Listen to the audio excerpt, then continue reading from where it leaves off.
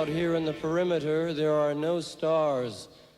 Out here, we is stoned, immaculate. Hello and welcome. This is the C86 show. I'm David Eastaugh. As you know, we love a special guest. This week it's going to be the turn of the American producer, composer, author. It is the one and only Michael Beinhorn, who I spoke to very recently to find out more about life, love, poetry, and all that other groovy stuff. Produced albums for people like the Red Hot Chili Peppers, Soundgarden, Korn, Marilyn Manson, Soul Asylum, Hole, and many, many more. And worked with a phenomenal amount of different artists and musicians over the decades. Anyway, you'll find out more about Michael's life in this fascinating interview. So after several minutes of interesting but casual chat, we get down to that exciting subject that was the early formative years. Michael, it's over to you. I had quite a few of them, actually. I mean, it's really hard to kind of judge which one was most significant. From, I guess, discovering the Beatles to classical music to sound effects in movies and things like that. And Yes. I guess the first single I purchased was Funky Worm by the Ohio Players back in 1972. Right.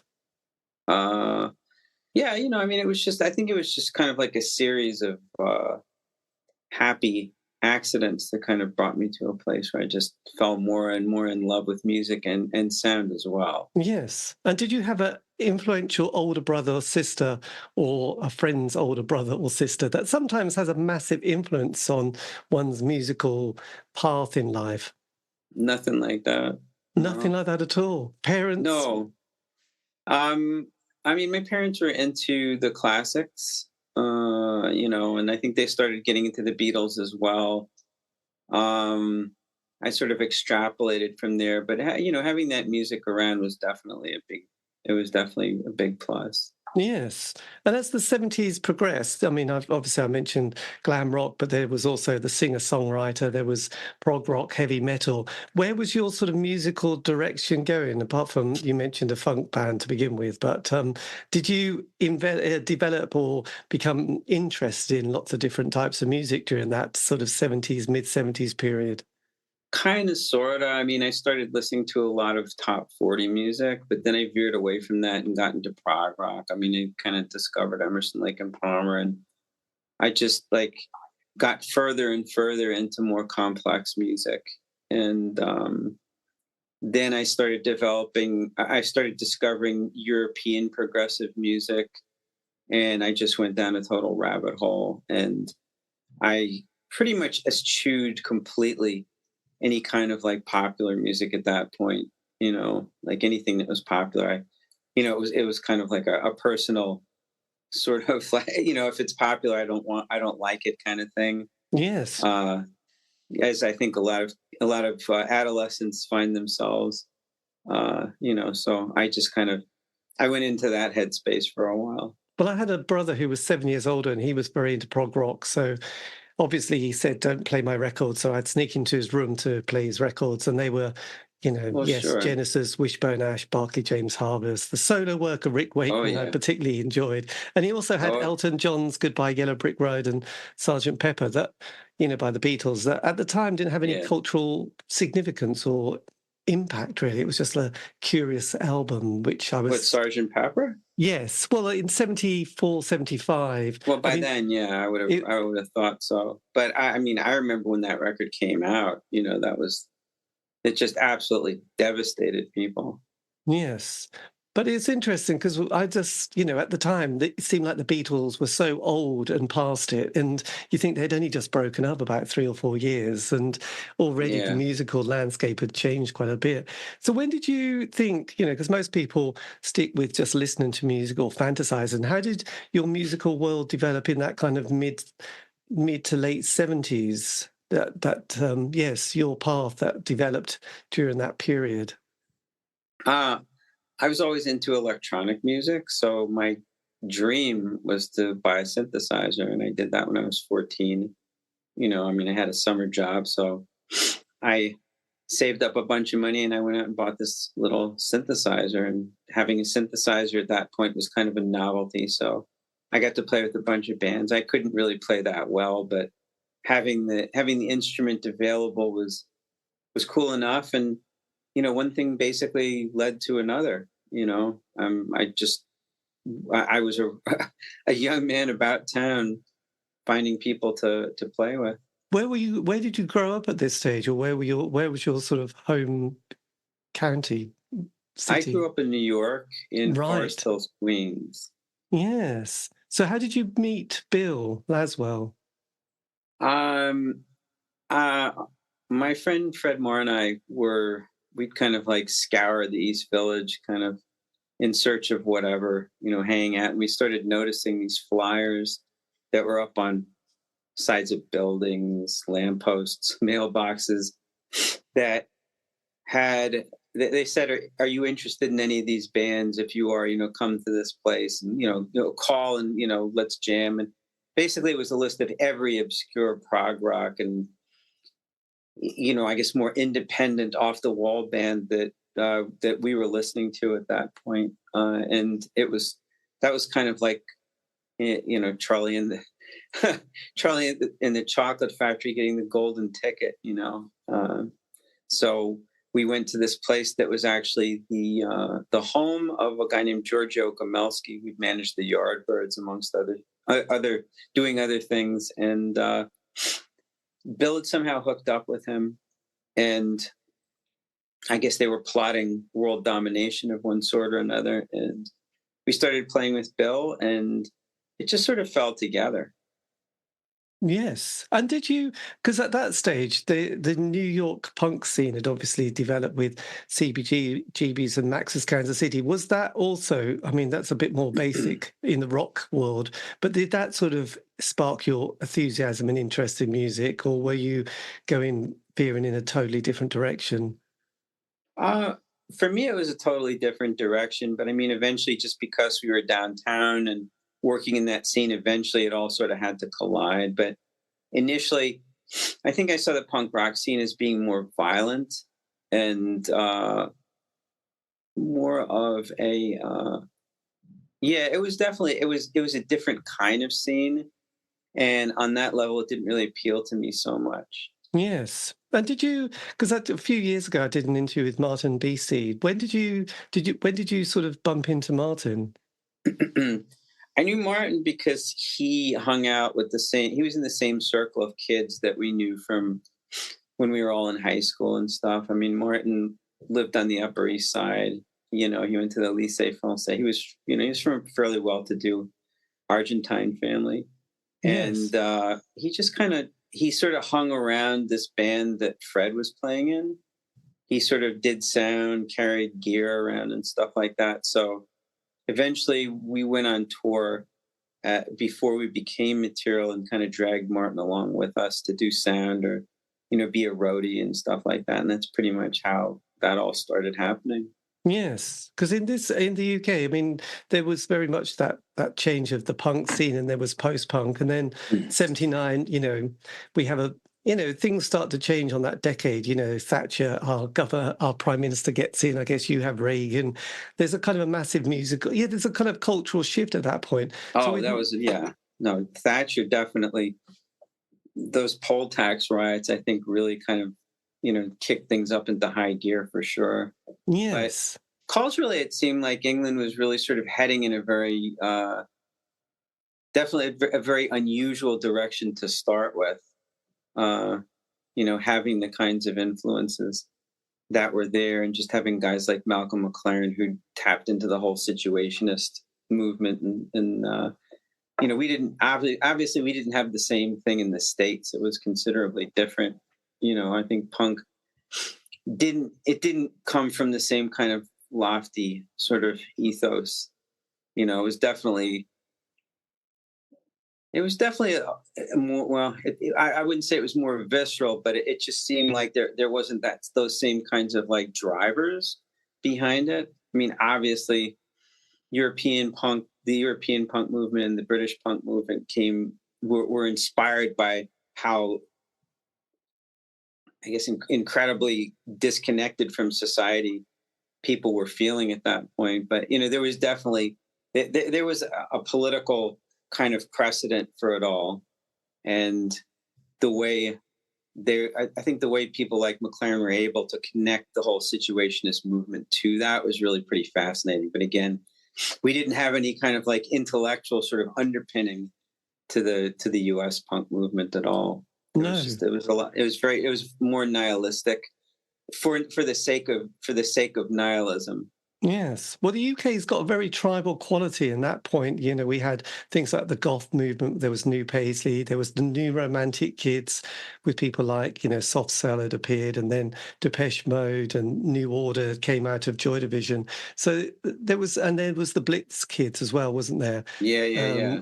Yep. That was all really. It was all really interesting, actually. How all these like the artists would go through these different phases. A lot of it seemed like it was driven by fashion as well, by the outward appearance and how people dressed and stuff like that, and how they were able to identify different types of music, different tonal aspects of music, different instrumentation. I mean, the fact that people were able to go from punk to the I guess the early stages of electronic music, and having bands like Depeche Mode and some of them moving into like the new romantic movement. Yes. And a lot of bands, especially as they came out of that post-punk and then, as the indie scene, most of those people had gone to various festivals and sort of happenings and had seen people like Hawkwind and I suppose who they would never in a million years have admitted that they liked. At all, but there was still a bunch of old farts to them. Yes, there was the festival scene and sort of taking acid and speed and stuff like that, and there was also the need for sort of these people like Hawkwind, but also Gong as well. When did you discover people like Dave Allen? I mean, Gong was just sort of part of the whole progressive, European progressive scene that I got into.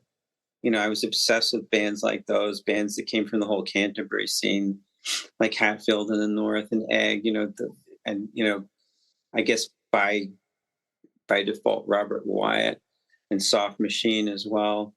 And I mean, obviously Robert Wyatt's stuff is still just absolutely stunning. Yes. His solo records are magnificent, but I mean, Gong is came out of Canterbury too. I love that stuff, and so obviously getting to play with guys like that a few years on was it was kind of mind blowing. Yes, and did you have a particular mission statement with Material, or was it just an organic project that you and Bill were just running alongside with Martin, as the producer? Well, Martin really didn't produce anything. I mean, he was more the engineer. Like, he didn't make any creative decisions. We were very fortunate to have Martin on board because he had a small inheritance, which he kind of parlayed into the recording equipment that we were using. And I think he still uses a lot of that stuff now. But, he found a loft space in Brooklyn that became our home base studio. Yes. I mean, like, it was having him around was really sort of like a godsend. But he wasn't a producer per se. I mean, he wasn't involved in any creative decision making. Right, more of an engineer. Because in this country, which is very tiny, as you can imagine, we were very lucky. We had a guy called John Peel who had this brilliant radio show. I know. Sort of 3-4 nights a week, you'd have the Peel show. Then we had 3 weekly music papers like the NME, Melody Maker Sounds, and possibly. I used to read them all the time. So kind of things kind of could move very quickly. And I was obsessed with Peel because obviously he played a lot of indie stuff. He played a lot of thrash metal, but then he'd introduce me to things like the African world of the Bundu Boys and the Four Brothers. And then there was Sly and Robbie and Augustus Pablo, the reggae scene, and Aswad Burning Spear. And then the early years. He was amazing. He was absolutely amazing. I mean, I think the musical world suffers greatly not having someone like that around still. not being able to kind of pull things in. And it's sad because it kind of leaves the having to curate your own not having a curator like that, someone who obviously he was driven by his own taste for sure, but his tastes were so broad, you never knew what he was going to throw out from moment to moment. And it's just it's unfortunate because there's so much music now that there aren't people who would actually take the time to kind of like parse through it and really find, really do some serious cherry picking. Yes, and I always remember he had a producer called John Waters, a different one, not the filmmaker. But he always said if John Peel ever reached puberty, we'd be in trouble, because he always had that ability or obsession with keeping that. God, I just want to hear the next thing that some young kids have made, which might be Big Flame, Stump, these very odd bands. Or I remember him playing early hip hop music and, LL Cool J and Roxy Shanté. And obviously his listeners were like, no, you can't do that, John. That's just always a step too far. You almost always offend. He always seemed to be offending the people that had become his fans because he was moving to the next musical zeitgeist, which was quite an interesting thing. So, yeah, it's fantastic. But I mean, you need people like that. It's very important. And it's a shame that music, in many ways, a lot of popular music has been reduced to this whole thing of trying to kind of pigeonhole and instill people in genres and not really give them any kind of opportunity at all to get themselves, to pull themselves out of the genre and really kind of do their own personal exploration. Yes. And as the 80s was trundling on, you started working with a lot of different people. What was the EP Busting Out?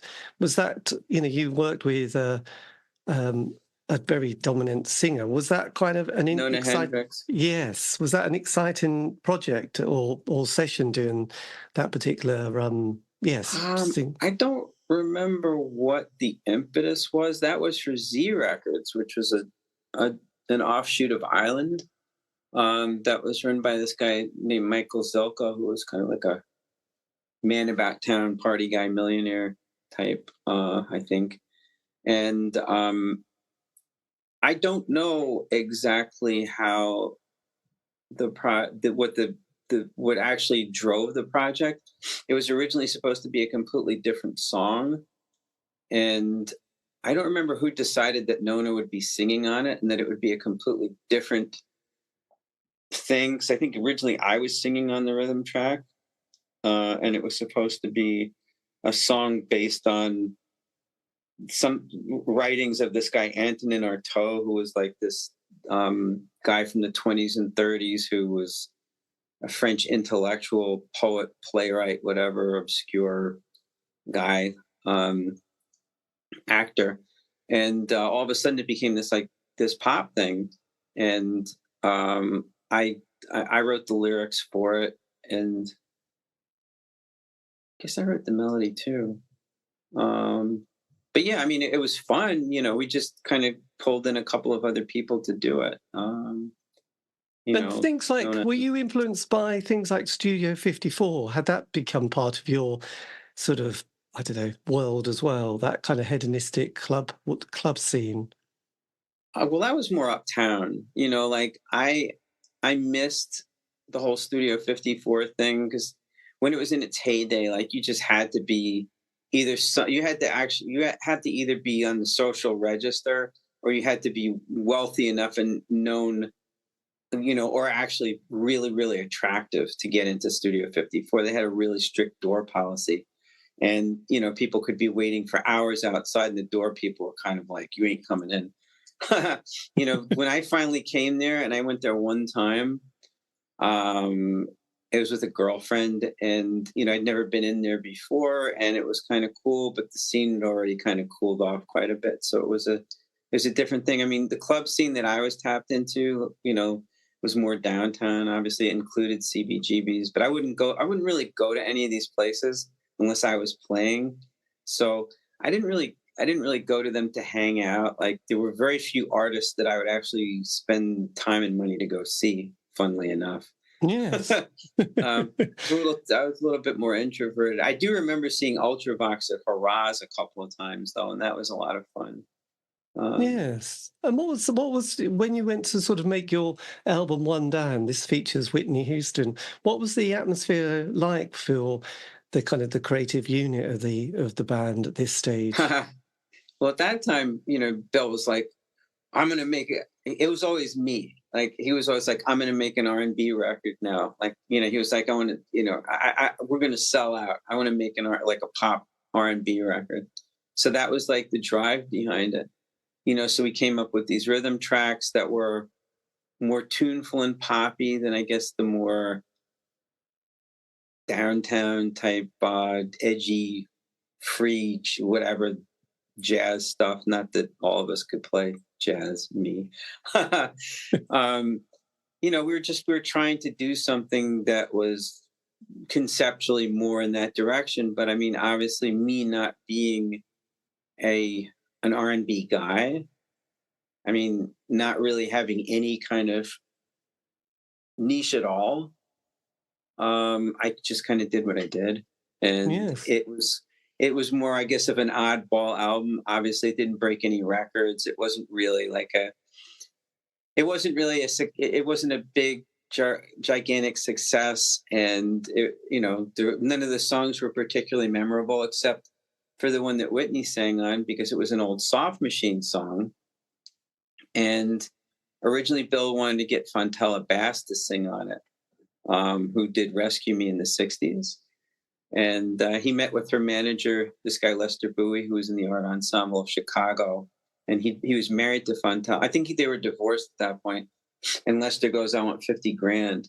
And Bill's kind of like, to get her to sing, I don't think he said it, but it was like, that was more than our entire recording budget. So it was like, that's not going to happen. So Bruce Lundvall, who is the head of Elektra Records, says, why don't you use this girl?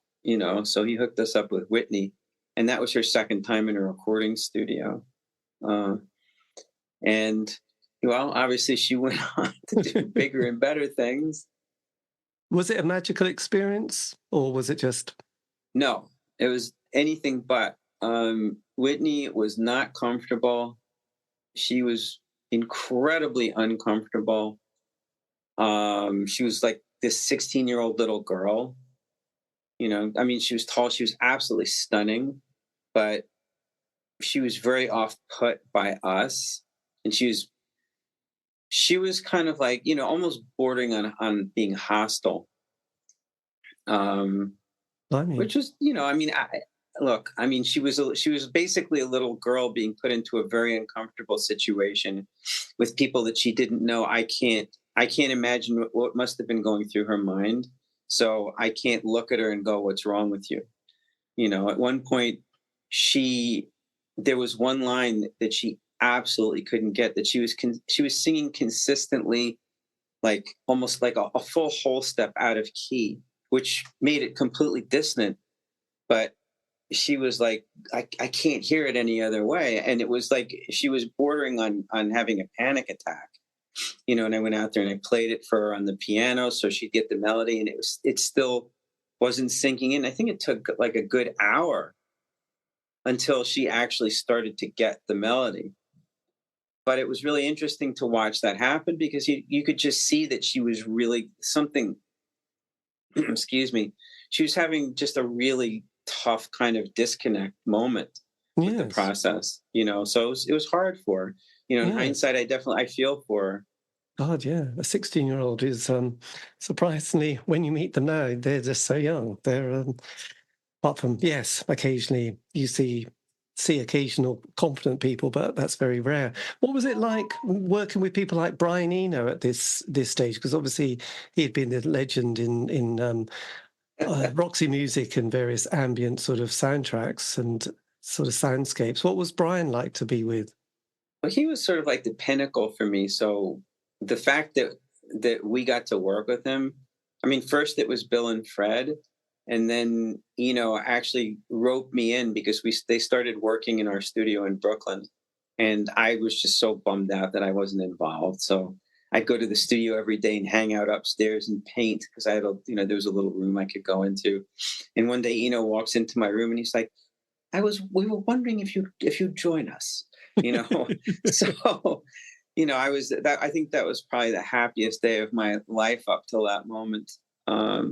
Yes, And being we started invited working. in. What's that? I said to be invited in when you feel a bit like you can't just push yourself in. Well, it was interesting because I really, in hindsight, I think that he was doing it, I think he was trying to be conscientious because I think he could tell that I was up there by myself. And, I think he wanted to be inclusive. And I have to say, it was a really, really, it was really kind gesture on his part. Yes, Um, absolutely. but Wow. interesting thing happened because he wanted to make a pop record. He was obsessed with this, and he was coming up with all these really great like melody ideas. Like he'd walk around singing these songs, and I'd be like, "Wow, that's really cool," And he had all these big ideas for us touring as a band and playing soccer stadiums in Kuala Lumpur and places like that. Just the sort of thing that no one was doing back in like 1980. So he'd finished My Life in the Bush of Ghosts a few months before, and it came out while we were working.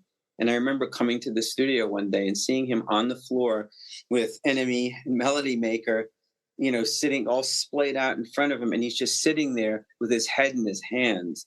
He was, the record had come out and it just got panned, in the English music press, Right. completely panned, which is, it's just so ironic because I think 25 years later there was a re-release of the record or something like that, and every single music paper gave it like 5 stars, saying, talking about how legendary and groundbreaking it was. And I thought to myself, these are the same people that panned the shit out of this record. I mean, you guys should have been ashamed of yourselves, because what it did to him was it just knocked the stuffing out of him completely. He was so depressed, and he's like, I only want to make ambient music now. I will not make any more pop records. And that was it. So Fred was gone, and Bob Quine, who was playing guitar, was gone. And it was just myself, Eno, and Bill. And he got this guy named Axel Gross from Cologne Right. that he knew. Huh? I said, right. Yeah. To come and so we became a quartet again, and we started to make ambient music. And he just started to go further and further off the rails. And then at one, after a few months, he sort of packed it in, and he took the tapes and, pardon me, he resurfaced a couple of months later doing some recording at a studio in, I think it was Green Street downtown. Right. And what came out of that was the 4th ambient record on Land. And one of the tracks on that came from the sessions that we did together, so it was actually amazing to see how he was able eventually to bounce back from how bad he felt in the aftermath of the whole My Life in the Bush of Ghosts debacle. My God, yes. Well, I always remember Charles Shaar Murray, who was a writer for the NME. He absolutely panned the David Bowie album Low, and obviously everyone goes, "Oh, that's my favorite album now." But at the time, he has to stand by that kind of comment or that review that he said, "This is just shocking," and David, give us a break. This is not what we want. This is not good. And it's like. And even if people don't like that album, being a Bowie fan, they always go, "Oh, yes, I love Low," especially Side 2. And you think, yeah, you're just lying. You're not really. I mean, it's a great album. I love it. But, it's just funny when, some people have to like a certain record because that's what they feel they need to say, as if to say, this is the best Bowie album since Scary Monsters. And you think, Jesus, don't always say that to every release he's done. But it was also the next record after Scary Monsters, so sure. Oh, wait, no, it wasn't. No, I'm sorry. No. Scary Monsters was after that. No, I was thinking of something else. My timeline's messed up. Yes, it was them. It was Let's Dance that was quite Tonight. A while before. That was that was like Scary Monsters was 3 records after that. So there was the Berlin trilogy, Heroes, Lodger, and then Scary Monsters, and then we had the Let's Dance. Yes, and after that, lost it for me. Tonight, Never Let Me Down, and then Tin Machine. Hurrah! So there you go. It all works out superbly in the end. And what was it? I mean, I remember John Peel. Obviously, we love Mr. Peel so much, but playing these early hip hop tracks and being mesmerised. And then there's a guy called Morgan Khan used to bring out these compilations, Street Sounds compilations that I used to buy and be very excited because he just created these brilliant collections. And you were there at the very beginning of the sound of Grandmaster Flash and Fab Five Freddy and people like that. What was it like, sort of hearing those kind of sounds or trying to get them? Because I remember sometimes seeing people on. We had a program on Channel 4 on a Friday at sort of 5:30, like The Tube. I don't know if you remember it, but they'd have people like Salt and Pepper and Steady B and people like that. And people, the sound was always a bit clunky, wasn't it? And what was it like in the studio trying to capture that street sound and put it on vinyl? I don't think anyone was thinking like that. I certainly wasn't. I mean, like, you have to consider the times that all this was happening in. It was a fucking free for all. It was a total free for all. Like, this period of time that we're referring to, it was. And I think that this is indisputable. This was the last great art movement in Western civilization. There haven't been any since, and I don't think that there are going to be any more, especially at the rate things are going in the world. Whole different topic, but one we don't need to get into. But like, everything was possible. No one could tell you that you can't do this because it just no one was thinking like that. And if they did, you'd be like, go fuck yourself. Seriously, it would be like, you can't tell me I can't do that. Like, of course I can do it. I'll do whatever I want to do, The only way it's not going to work is if we listen to it at the end and go, wow, that really sucks. You could throw anything together that you wanted. There were no holds barred. It was just, to quote the line from Ghostbusters, cats and dogs living together. Like, it was just pure unbridled insanity, electricity. The streets and the studio, it was all one thing. It all tied together. If I say it works, it works. Yeah. And if I can get you to believe me, then it works too. And from there, it's just dominoes falling. And that's pretty much how it went. Yes. We'd go into the studio with a hip hop artist and make a record. That was it. Yes, well, absolutely. It's I remember going to, it was Wembley Arena to the UK Fresh. I think it was either 85 or 86, and that was when they had this great sort of lineup of people like African Bambaataa and Mantronics as well. The sound of Mantronics was just incredible. But there was also people like T. La Rock and LL Cool J and that very early sort of Public Enemy record as well, Bum Rush the Show, and people like The Real Roxanne and Roxay Shanté and all those artists that we sort of kind of loved in the UK was so good. So yes, it was all good. But then one thing that happened to me in the 80s, and I'll have to confess this, I was an absolute indie pop kid from 83 to 87. It was the sound of the Smiths at this stage. I mean, right. this isn't. So how do these kind of bands like The Cure and The Cult, possibly they're a bit more heavy, Susan the Banshees, The Smiths, all that indie. Did that at all kind of interest you, or were you somebody who didn't sort of... Nah, not really. I mean, I kind of caught the tail end of UK punk, and I got into post-punk not as extensively as I did later on. I did like Susie and the Banshees initially, and but then all that stuff started to kind of like dissipate for me gradually over time. I mean, I started to get more into, I guess, how certain UK artists, because there was so much, I guess, theoretical type stuff. And again, this goes back, like, people got better education in the UK. if you went to art schools, I'm sure like, it was real, people would learn shit. Like I think that's where like learned about like conceptual art and whatnot. Yes. And a lot of people actually were educated in conceptual art in the UK, as opposed to the States, where like you'd really have to go to a serious university to pick up stuff like that. It wasn't like stuff that you could go into a school as a kid, and like a middle school or slightly older, and get that kind of information.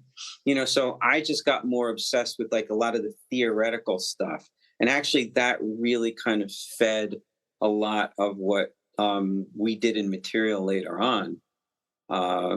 In terms of in terms of how people were thinking from a conceptual point of view, guys like David Cunningham from the Flying Lizards. Oh yes. Yeah, and I think some of the writers like Paul Morley and who else? Charles Hayward from This Heat. Yes, This Heat. Yeah, no, I mean, we kind of went more down that direction of post-punk than the more pop stuff. I started liking the pop stuff later on. Yes, well, quite. Did you also get quite excited by one thing I've noticed with a lot of things? People have a kind of a zeitgeist period, like a lot of the bands that I liked. There's normally the 3 to 5 year narrative. They get a 12-month honeymoon period. They're practicing. They get a single. John Peel set plays it, and they go, "Wow, that's great." They get a John Peel session at the Maida Vale Studios with Dale Griffin, who was in Mott the Hoople, and it always sounds absolutely brilliant because he somehow manages to work. Everyone always really has a horrible time, and he's really horrible to them, but he always gets a great sound. He always picks on the drummer as well, which is interesting. And he wonders what these kids are doing because they can't play properly. But he does produce this great kind of session, and then they get the first album. And in the UK, they get the little transit van. They go around all the art centres and alternative club nights because every city and town in the UK has a alternative night. So they get that momentum, and then by the second, third album, things are slowly sort of the wheels are falling off, and you just notice then a new wave of people start to come in who have got that interest. But there's often a sound, isn't there? With the UK during the 80s, there was the Trevor Horn production sound, which suddenly really shapes a lot of bands for a period of time, doesn't it? I love that guy. And yes, well, absolutely. And his first ever session he did was with a band called Dollar, because the woman who sort of heard the single by Buggles said, "We need this man." He said, "Well, I've never produced anything, so why now?" She said, "I think you'll be okay, Trevor." So there you go. But yes, the production value. So were you, by the mid-80s, had you started, this is where you leave material, isn't it? And then you sort of branch out on your own. Did you have an existential sort of crisis during that period of wondering what happens next? I think that's probably about as understated as it could get. I mean, I got booted from material, so my life kind of went into a free fall at that point. I mean, it was the ultimate existential crisis and trial by fire, I would say. I had no idea what I was going to do. And I also discovered that I really couldn't get any work producing any American artists on my own because I think people were under the impression that that Laswell had been the guy who had been involved in Herbie's record. And so no one knew who I was. So when I'd go to meetings and stuff like that, people would be more sort of suspicious, kind of like, "Who the hell are you? Like, I don't, like, how are you involved in this? I thought this was all Bill Laswell." So a lot of the time I'd have to try and convince people, and there was no internet, so we couldn't exactly look it up. And if I hadn't brought the record with me, I couldn't say, "Well, there's my name right there." So I pretty much had to start from scratch. And I was like pounding the pavement for like 2.5 years. I mean, initially I did some work with a Canadian band, and then the following year another one. But it was all of a sudden, it was like the work I had no work at all. And I was like, what am I going to do? Yes. God, this is drastic, actually, isn't it? So It then was. it must have been. But I did notice that in the UK, 87, there's a bit of a shift, because a lot of bands like I loved were all thinking, yeah, we're not going to make that third album or fourth album. We all hate each other. We made no money. And then Ecstasy comes along, and there's a sort of a dance scene that starts to happen in the UK. You had those bands like the Happy Mondays, Soup Dragons, Primal Scream, started to get that Manchester or Madchester Was that sound. 87? 87, the Smiths break up. It's a massive moment in indie pop. And then I you didn't realize it was that early. Wow. but then, the Happy Mondays and the Soup Dragons, who had been indie pop, had suddenly started getting people like Weatherall and various people to kind of change their sound. I don't know if Weatherall had done anything quite that soon, but people like the Orbs sort of appeared, and 808 State and Adamski and people like that. That dance scene started to appear, and then the Chicago house scene had started. So I think the next wave of 16 to 18-year-olds suddenly were like, yeah, we want our new sound. I mean, did you also have that sense of things changing at that stage and people wanted to dance a bit more? No. Good. No, I think that there were pockets of that. But, I'd come out of a scene where people were dancing all the time, but the thing is that we're talking about two completely different cultures here. Like, in the UK, there wasn't really any discontinuity in terms of how things progressed. There was always like a constant evolution going on. New sounds, new, tribes, as you referred to them. And we didn't have anything like that in the US. There were genres of music, but by and large, it was kind of like, these are the genres. No one really kind of created anything new. And if there was an outlier in it, within the kind of morass of musical artists, for the most part, they couldn't break through at all. So at that point in music, things were coming to a really big standstill. The music scene wasn't exciting. The music that people were making was pretty insipid. Like it was just sort of this bland melange of, like, I don't know, like the hair metal shit sounded like shit. The hip hop stuff was really kind of like, sophomoric, kind of like, at least the stuff that was more popular. I mean, I can't speak to the more underground stuff because there's definitely cool stuff being made.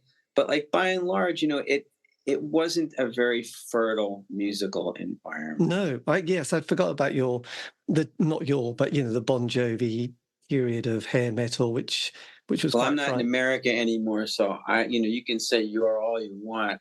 I'm Canadian now, so. Well, yes, but I do remember being sort of slightly blasted with MTV and feeling sort of. Oh no, it was like that. Yeah, it was like that all the time. I mean, the corporate mentality had pretty much infected everything, and it was really all about making money, being commercial, and having hits. That's all it was about. There wasn't people weren't being inventive, which is one thing that I loved so much about the English music scenes, because people were constantly trying to pursue new stuff. It seemed like people still knew what it meant, like the value of being inspired. Yes. Like, I think one good tell on that is just how, when Tony, what's his name, and all those guys show up for that Sex Pistols show in Manchester, when they show it in the 24-hour party people music, and how it kind of, there's like a handful of people in the audience and they're all looking at each other going like, oh my God, this is it. This is the moment we've all been waiting for. It's obviously something on a commercial scale that had absolutely no meaning whatsoever, but on an artistic and cultural scale, it has ramifications that, the echoes of which are felt even now, Yes. But we didn't have that kind of continuum going on at all in the States, at all. After the New York scene started to kind of fall apart, or dissipate, and really that came about with the gentrification, I think, of the city in general, and how it just became more of a playground for, like, the wealthy. that whole mentality took over. It really supplanted any kind of like art scene, because you can't have an art scene where there's lots of money. It doesn't work. No. But so I mean, culturally, both scenes are completely distinct from one another. Yes, well, and also being very English or British, say English, from talking for myself, we are deep during that period. We're deeply suspicious of people who want to be commercial or even have a sign of being, greed. I think there was that sense of selling out, which was very big. That you didn't, that's why people kind of grew to hate U2 so much, and that arrogant or the confidence that some people have. Coupled with music that's a little bit mediocre. But at the same time, I think a lot of people in the 80s just wanted to get played on John Peel, get a session, and it was like, that's my musical career. But it's like, no, but that was just fun. We're not interested in like, oh, should we make it a big chorus? Should we put a sax? Nothing like that at all. Which is great. Which is great. Everything was sort of done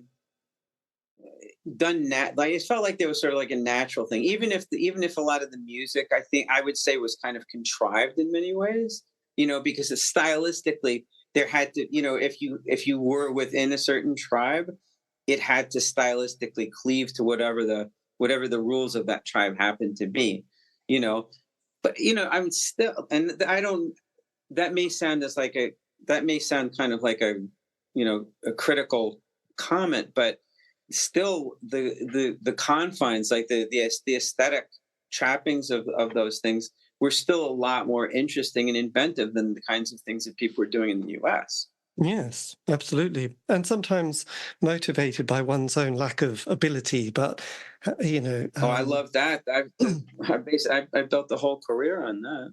Because it's interesting, I did an interview with another producer called Mark Saunders, who had been in the UK and done various albums. And, Mark. But then when he went to America and started work with a few musicians and would sometimes be in the studio and just wanted a guitarist to do something, and they go, no, that doesn't work. I remember him saying it was like they were too educated, or they knew musical theory, so they wouldn't try something, or they were just too good. Whereas in the UK, sometimes their sort of lack of knowledge about music theory was sometimes quite good, because then they would try something that theoretically shouldn't work, but actually actually that's a brilliant sound. So it was kind of sometimes interesting having a limited ability can be actually creatively quite produce interesting results. So it can, definitely. But sometimes it probably doesn't. So the Red Hot Chili Peppers is your ticket, isn't it? Is this the moment that life changes for you when you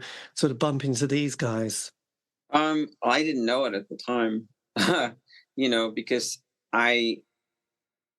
they were basically the redheaded stepchildren of their record label at that point. I mean, they were just a bunch of losers from Los Angeles that no one wanted to touch. Which is incredibly ironic considering the institution that they've become in the years hence. Yes, but I suppose the same thing happened with Twisted Sister throughout the 70s, being rejected and being, record labels being threatened, don't sign that band, until one day someone accidentally signs them after seeing them on that program, The Tube, and went, oh, I've just signed this band. And it was like, my God, but the person who did it was quite high up. Did you ever see the film about Twisted Sister? I did not know.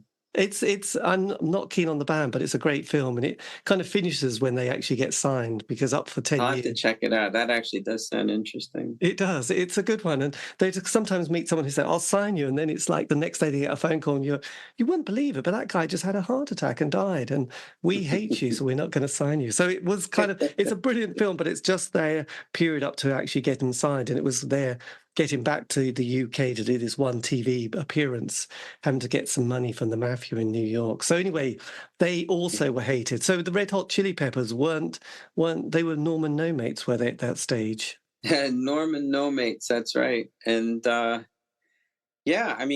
I realized that's why I was able to get the gig, because there wasn't another producer who would have touched it with a 10-foot pole at that point. And I also discovered very quickly that two of the guys in the band had raging heroin addictions.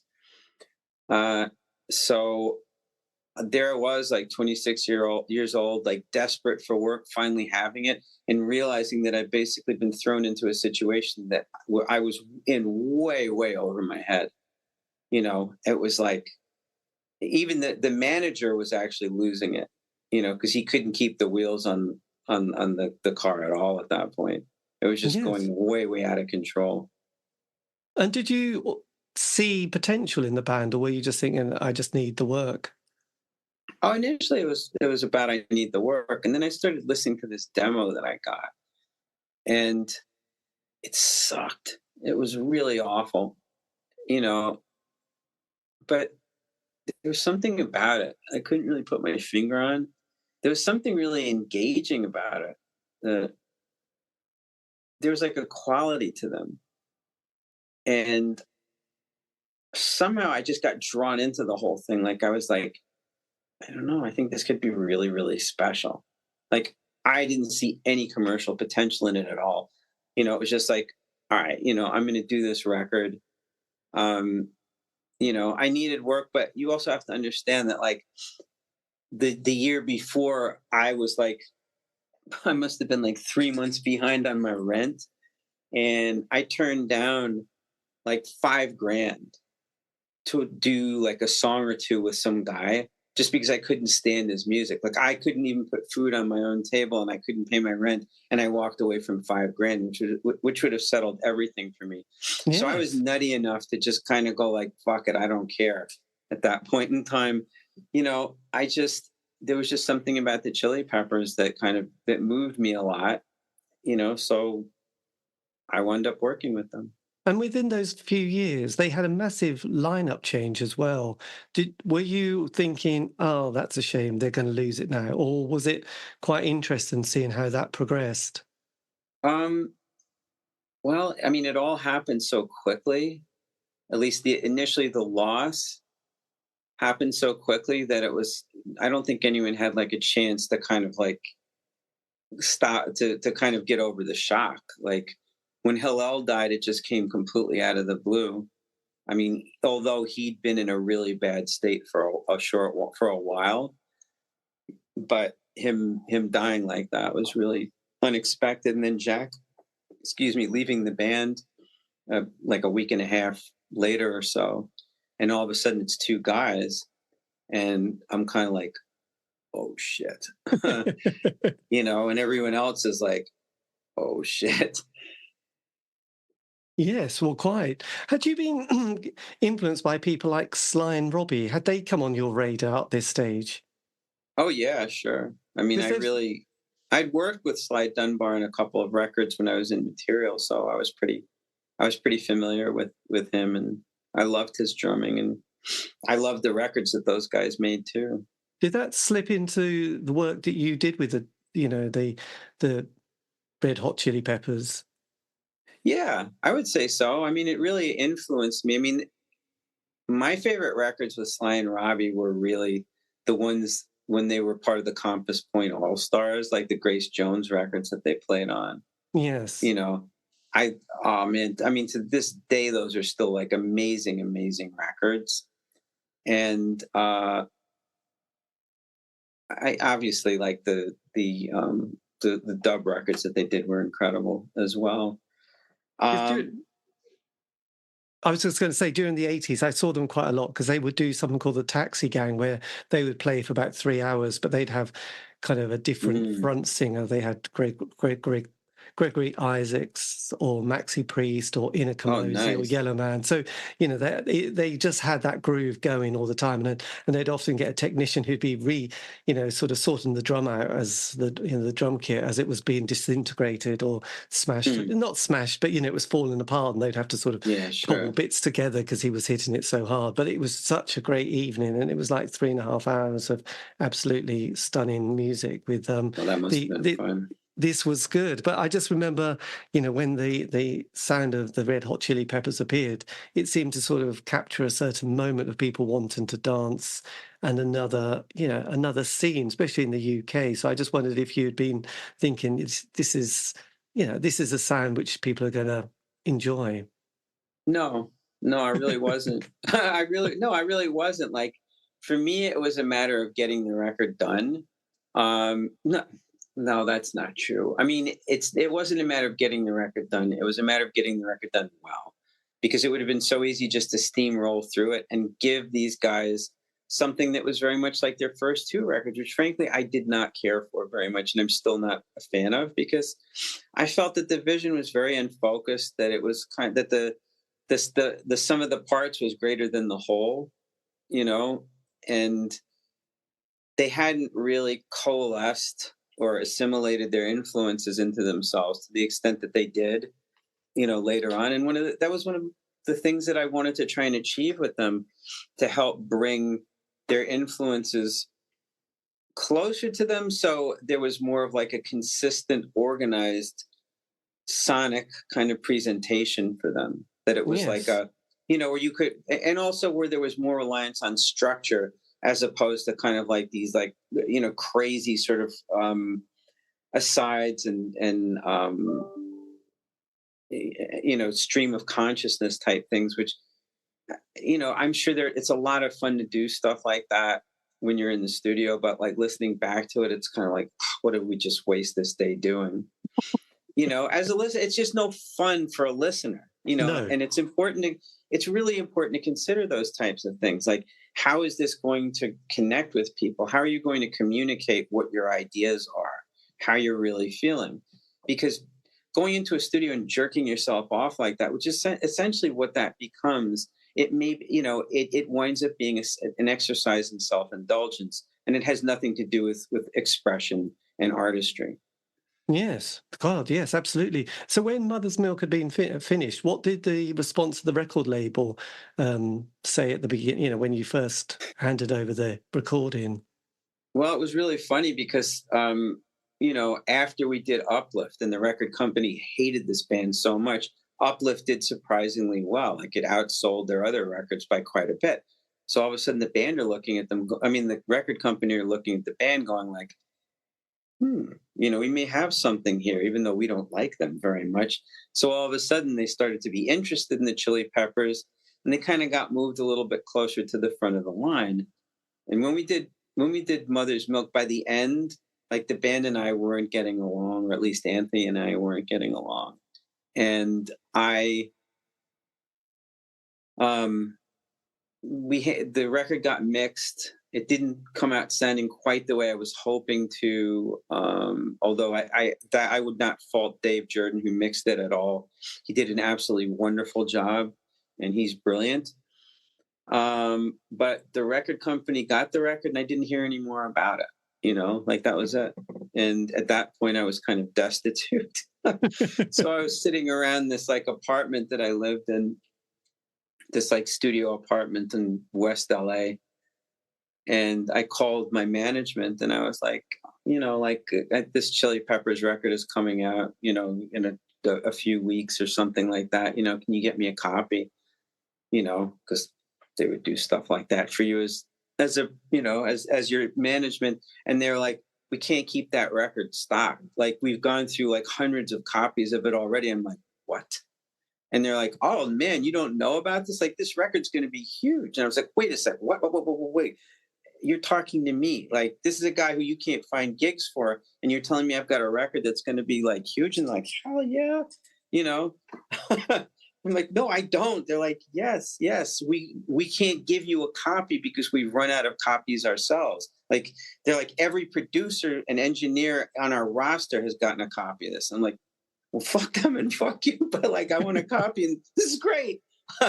You know, so all of a sudden I was like, wow, this is it, it's really cool. And the record came out, and it, you know, it did really, really well all of a sudden.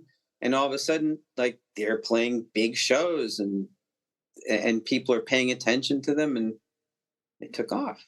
They took it, absolutely. I mean, one thing that I've noticed, because I've done quite a few interviews with drummers and various musicians, well, drummers, and there was a great film that came out a few years ago on The Wedding Present, an indie band from Leeds that you probably yeah. But they did an album called George Best, and it's a nice, you know, film about this band who, you know, I just thought were a bit shambolic, and, you know, I liked them in that indie way of the 80s. But there was a really big thing with the drummer and the producer, and I think the way they have to do it for legal purposes, they have a little bit of a disclaimer that comes up in the film to say, you know, something, and the drummer gets kicked out, and the producer. There's lots of argy-bargy, which I'd had no idea at the time. I just thought it was quite a nice indie album in the 80s. What was your relationship with that technology and the click track at this stage? Because it becomes quite, you know, and I did an interview with the drummer from the Go-Betweens who gets traumatized by the click track, and various other drummers who have never quite got over the experience of being in the studio with a producer, the click track, and the tension of the band that, yes, things go bad. What was it like for you at this stage? I don't think we used a click on that record. We definitely didn't use a click on Uplift. I didn't start using a click until later on. And, you know, I mean, I just found it to be,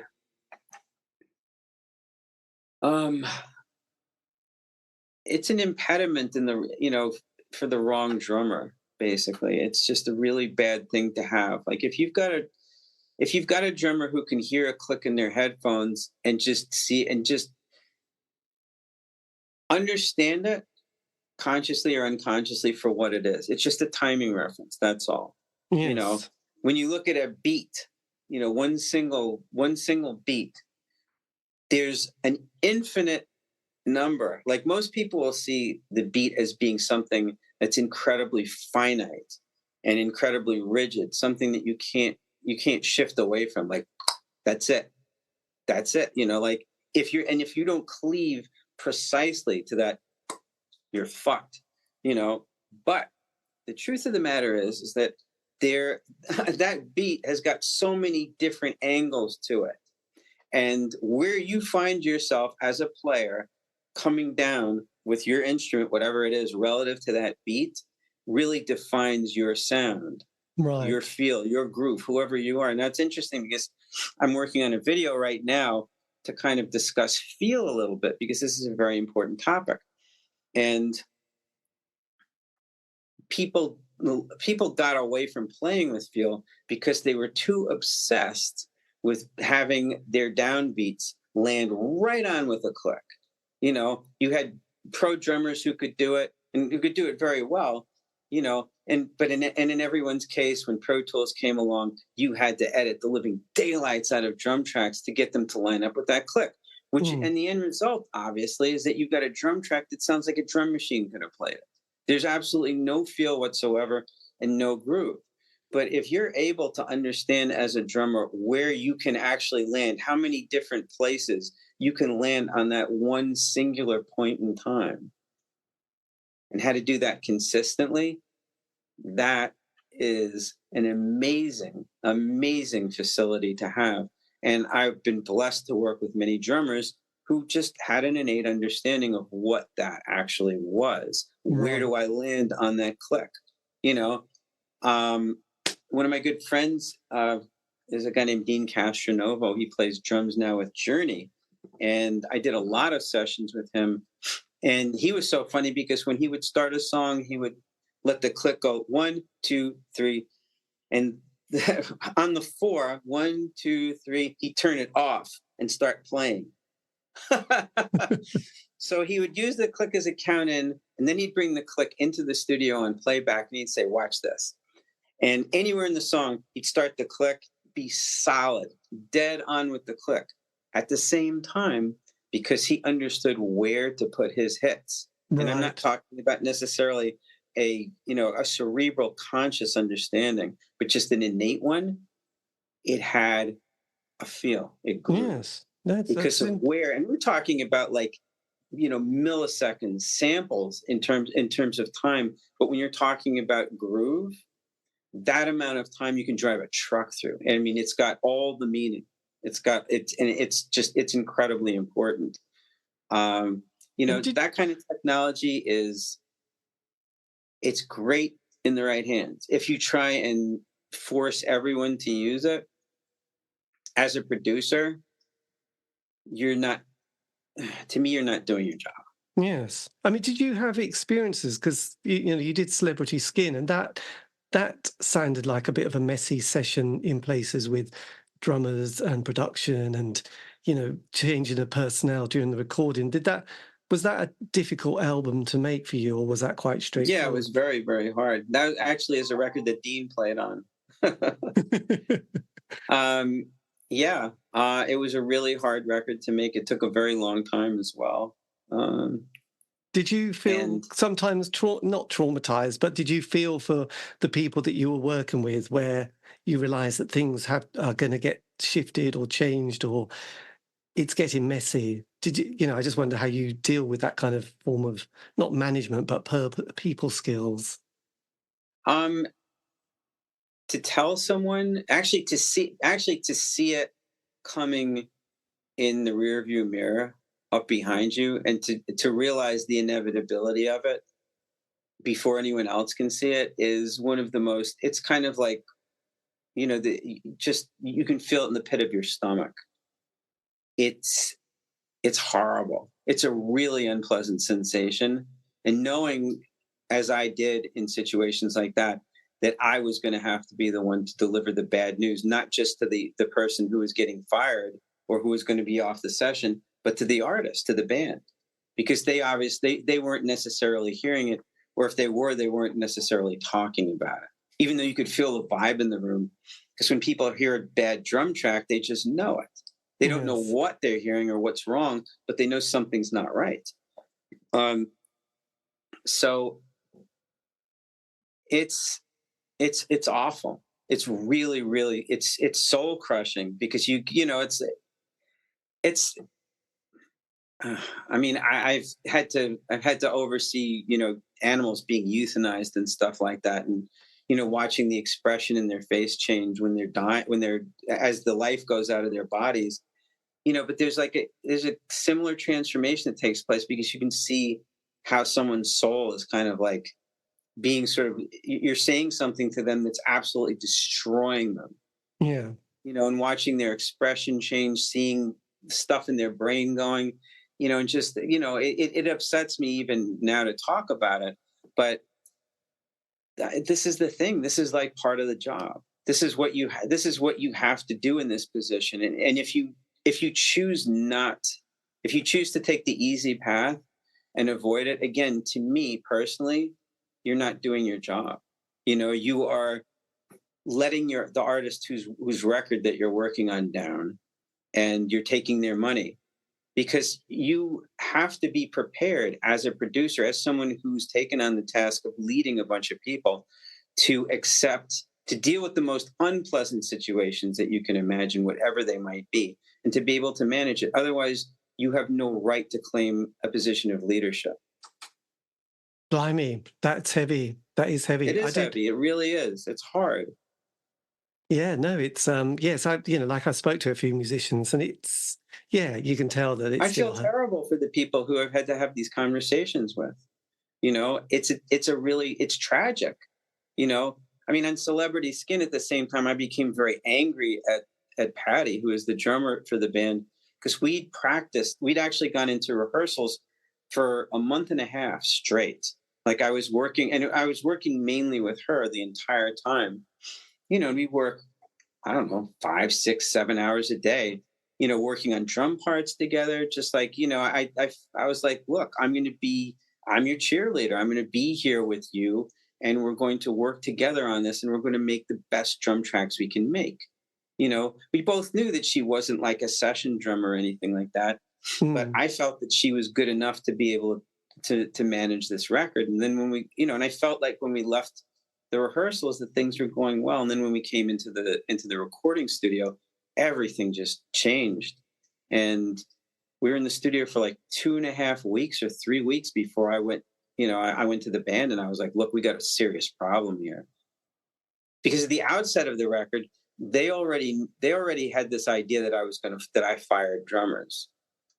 Because I'd worked on I guess it was because of the Soul Asylum record, and maybe working with Social Distortion.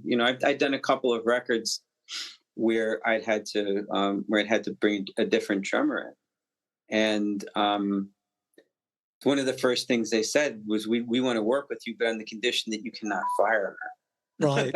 And he pointed at Patty, and I was like, "Hey, if she can do the job, like I'm in. Like, obviously you think she can do the job, so I'm ready to go." So I had to go back against that mandate. And the first thing they said to me when we sat down was like, "You remember what we told you?" And I was like, "Yeah, but you hired me to do this job, and I'm telling you now that we've got a problem." And they were like, "Well, you're gonna have to deal with it." And I was like, "All right." So one day when we had our one of almost every single day that we had in the studio with Patty having a really rough time recording drums, I knew that Courtney was going to come down, and I made sure that one of the songs that we were working on with Patty was being played, that we were actually listening back to it when Courtney came in. Courtney walked in the room, and she heard like a few moments of it, and she was like, "What is that?" And I just said to her, "That, my dear, is your drummer." And she just said, "Fire!" And she walked out. Oh. Obviously, things didn't go very easily after that point, but it changed. I mean, you can't, you can't improve on things like that, especially when you're looking to get to operate or to make a record at a certain level. You can't, Yes. like Courtney had a conversation with Michael Stipe from REM about this. And she was like, "Well, Michael Stipe says that, we can use Pro Tools and edit her drums. And, she was like, Stipe said to me, 'You're a band. This is what bands do.'" And I just thought to myself, "You fucking asshole. You're not in the studio with us. How dare you, insinuate yourself into this? You have no idea what's going on here. This is you don't even you have no idea what the concept of this record is or any of it. So shut the fuck up." I'm sorry. No, but it was like, if you don't know what you're talking about, stay out of the conversation. The best he could have said would have been like, "Look, I don't know what's going on here. I don't have all the details. I'm sure you guys will sort it out yourselves." And editing the drums would have been a terrible mistake. This record had to have a groove to it. It had to have the right kind of feel, and the drums had to be thunderous, and we weren't getting any of that.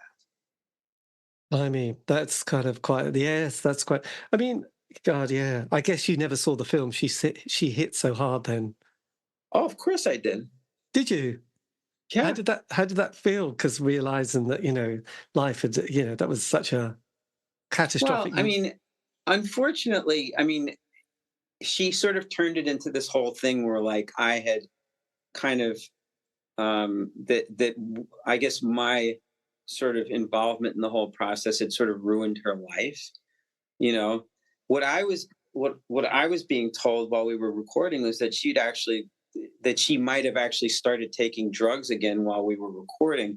She had like a new girlfriend and was staying up late and just kind of like, she just showed up with like a completely different attitude when we started recording.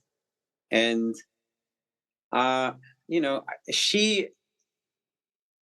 look, once again, I don't live in her mind. I didn't live in her mind back then. So I can't say for sure with any certainty what was going on for her. I feel I have a tremendous amount of compassion for her. I regret that we had to find ourselves in that situation. As far as what happened and how it went down, I wouldn't have changed a single thing, especially given the circumstances. Again, you can say that you're not pleased, but you wouldn't have changed how you did something and still regret what happened and still feel bad about what happened, which is my position. But, I think that she didn't take as much responsibility for what went down as I feel that she should have, because she was very much involved and she really did not give 100% when we were in the studio. Certainly nothing like what she did when we were in rehearsal, which frankly surprised me because I left rehearsal thinking that we were going to make a great record, that she was going to do wonderfully well in the studio. And it really shocked me when we showed up and it wasn't happening. Yes, God, Jesus. So So as the 90s, which I always refer to as the kind of John Major years, because we had the poll tax, as you mentioned. John Major. then New Labour. And it's kind of interesting. We had Britpop and it all got very, everyone had an orchestra. The US sound was very different because you had, the post-Nirvana period of bands that appeared like Soundgarden and Soul Asylum. And then, it finishes the decade nicely with Woodstock 99, doesn't it?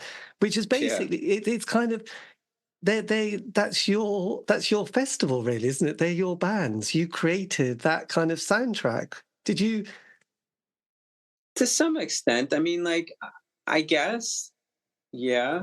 I mean, that's an interesting way of looking at it. I didn't think about it at the time, but yeah, I mean, to some extent, sure. I mean, I'm glad that there was a resurgence of people trying to think creatively in popular music. I feel that there was a good balance of the business versus artistry, and the uncomfortable dance that they do together was actually working, at least to the extent that it could, to the furthest extent that it could at that point in time. The 80s had not been as kind, at least in terms of like large scale popular music, like, really, really big time. But I mean, it was an interesting decade, certainly. Yes, I mean, it was amazing. You had Soul Asylum with their kind of album Grave Dancers Union with the great track Runaway Train, then Soundgarden as well. I mean, did you sort of at the time just feel like this was normal and it was never going to finish, your kind of run of kind of success? And also within that, I think, because I did an interview recently with a guy who was in David and David. Remember that duo? David, and he mentions that I think he was in LA. Yes, there you go, Beerwald. And he was saying that occasionally he would get a call from, is it Larry Kane, the bass player, saying Klein. And it was a bit like, we're having a bit of an issue. We're doing this soundtrack. We need a song written by, for somebody who's probably a 17-year-old, gay woman who's got feelings for someone, but they have to hide it. We've got an issue. Could you quickly write a song at this moment? And he had some great stories about that, including writing for that song "Reality Bites," didn't he, with Ethan Hawke's? He mentions that track. What's your memories of that kind of session? Working with Ethan. I actually selected his song. Like, it was between that one and a song by Gordon Gano from Violent Femmes. They'd both written a song for the movie, and I just thought David's was more. It just suited this. It suited the song, the movie. It suited the movie better. It suited the vibe better. I mean, I just showed up at the studio in Connecticut and brought Jack Irons in, who played drums with the Chili Peppers, and he brought a guitarist. We laid it down really, really fast, and it was sort of like when I did 2 trials with this guy Jason Corsaro, who went on to record Super Unknown, and that was it was that, and we worked with a band in Atlanta called Jackal. So Jason was there. It was a nice session. And Ethan came in to do his vocal, and it just didn't feel right at all. Like, it just didn't sound like, it just sounded really wooden and stuff like that. And I don't know what possessed me, but I had him sing the song over and over again for, I think, about like 7 or 8 hours. And by the time he was done, his voice sounded like someone was pressing down on the button of like an aerosol spray, an aerosol spray container. It was like, but at that point he was so worn to shit, and his voice was so gone that, and I think, and his spirit was kind of broken as well. It just felt right at that point. Everyone was listening to it going like, wow, that's great. And I felt kind of bad because on the one hand, like, you know, I definitely put him through the ringer, and I have to say he was really, really just so amenable. Like he didn't complain at all, you know, which is, I'm really not used to that, especially in recording studios. Didn't complain. He just handled it like a champ. And at the end, you know, I think he was really happy with the results. But yeah, Yes. that part of it was quite a session.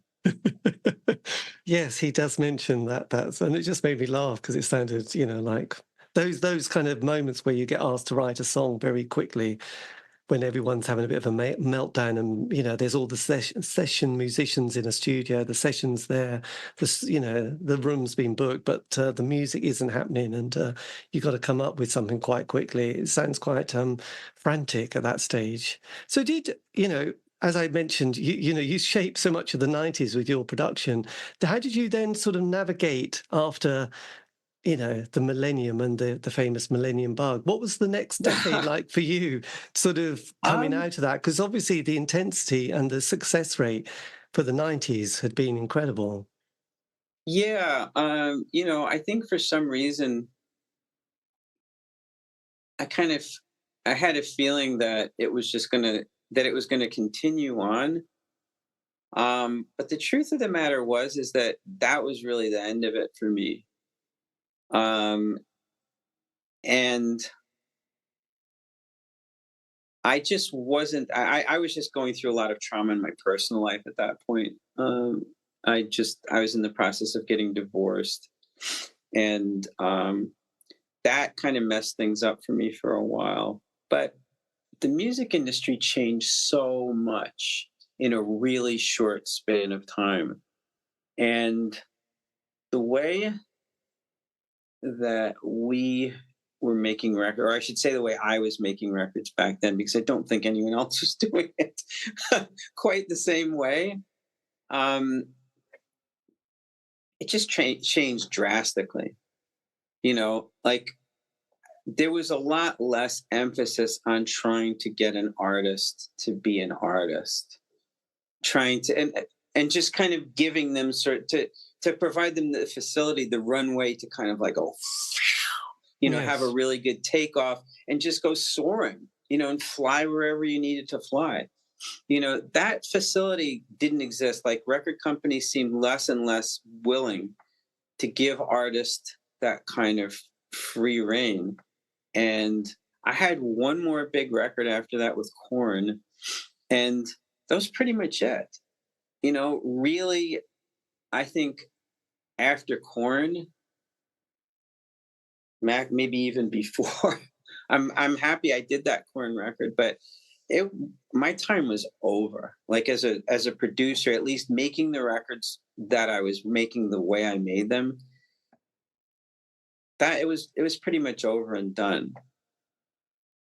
Amazing. Um, yeah, I mean, I only realized it in retrospect, um, but it just wasn't the same after that. You know, it wasn't. Um, the industry changed a lot. You know, Yes. I I think I was more inclined to go even deeper into making records, and also a lot of artists I think had this kind of sense of like that's good enough. You know, whatever I've recorded, it's good enough. You know, whereas for me, I'm kind of like it's got to be as good as it can be, and then but people were starting to be like, yeah, it's good enough. Let's move on, and it's very difficult to kind of reconcile that.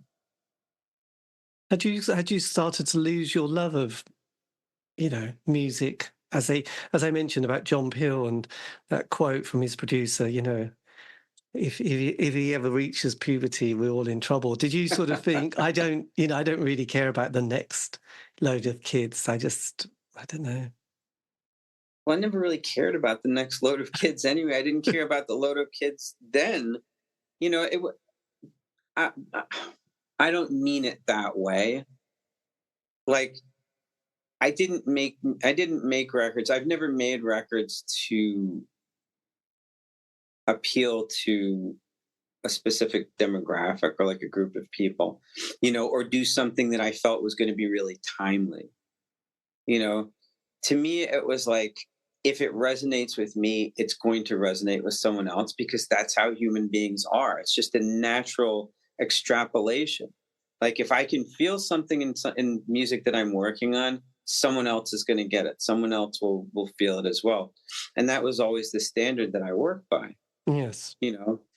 There was, I think there was just a lot less of that and room for that kind of sensibility as time went on. Because it was definitely, that scene from the 90s that sort of are all kind of fit onto a nice little compilation. Did you sort of feel there wasn't such a sort of tribal quality anymore, a sort of a voice of bands, like in the punk years, you used to have the Clash and the Jam, and then you had sort of people in the sort of 80s singing about sort of, rebel songs and, bands like the Redskins or Billy Bragg or people sort of talking about politics. I just wondered if you just couldn't relate to what was kind of happening so much with the sort of the O years or the teen years and, I think people ran out of stuff to say, you know. Mm, but that's not exactly what I don't mean what it sounds like by saying that. There was so much less emphasis on expression and so much more emphasis on what's commercially viable at that point. And there was sort of like a new generation of record business people who they didn't have the same kind of slant on music that a lot of like old guard guys had, like a lot of the, not a lot of them, but some of the older guys that I knew from the music business, like they're music fans. I mean, they just really, and they understood innately what makes a piece of music great. A lot of the newer people didn't understand that. And they really don't now. Like they don't actually have a clue as to what makes a piece of music great. Which is one reason why I think now, like popular music, at least it's not as sticky as it used to be. It doesn't have the same kind of staying power that it used to have. Yes. But music is a form of communication. It's an expressive form. It's a way that people talk to one another and share ideas and moods and feelings and stuff like that, and even in narratives.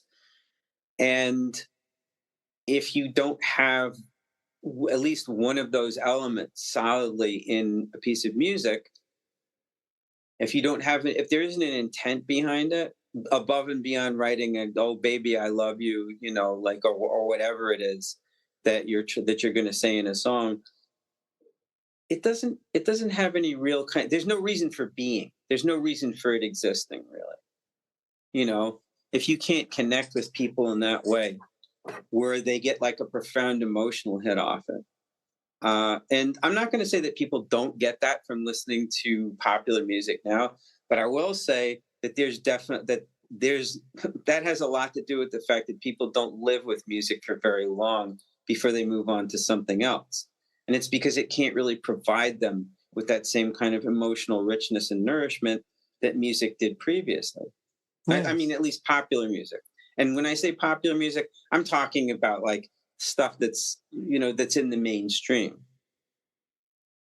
Absolutely. Did you, with the bands that you were working with, especially in that sort of period of the 90s, did they ever come to you without the fully formed song? Did they ever come with sort of ideas and then you had to say, kind of direct them? I mean, because I remember sort of talking to a few producers who obviously had done a lot of work and now sort of do a bit of here and there with younger bands and are quite intolerant when someone comes and they've got a few ideas, they've got a few bits here and they're almost expecting the producer to wave that. I don't know if you ever saw that clip of the Trogs where the producer's got the recording in the studio, and they keep sort of trying to get the beat, and he keeps saying, "Sprinkle some fairy dust on it." Can we, have you ever heard I that? know that. You mean that tape recording of them? Well, it needs strings. That much I do know.